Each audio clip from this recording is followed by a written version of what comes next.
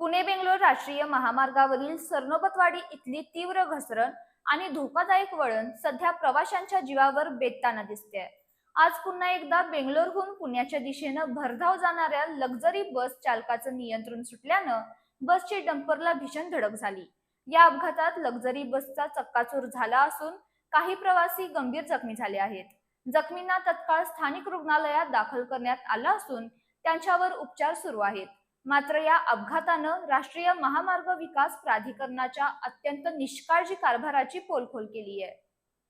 विशेष आणि धक्कादायक बाब म्हणजे अपघात घडलेल्या ठिकाणापासून अवघ्या काही अंतरावरच NHAIचा अधिकृत कार्यक्रम सुरू होता।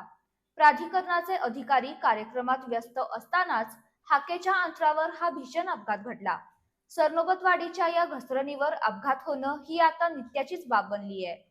गेल्या अवघ्या 8 दिवसात या एकाच ठिकाणी 3 मोठे अपघात झाले आहेत।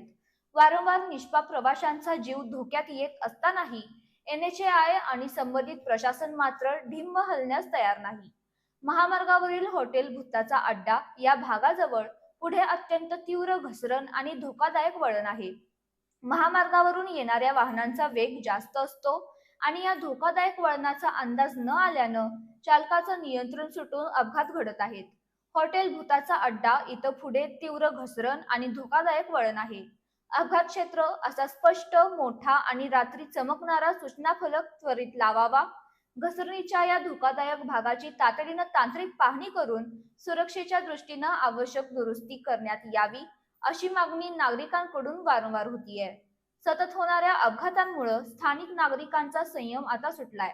प्रशासनाच्या या निष्काळजी कारभाराविरोधात आणि महामार्गावरील हा धोकादायक ब्लॅक स्पॉट तत्काळ दुरुस्त करण्यासाठी स्थानिक नागरिक लवकरच NHAI आणि रस्ते वाहतूक प्रशासनाला अधिकृत निवेदन देणार आहेत।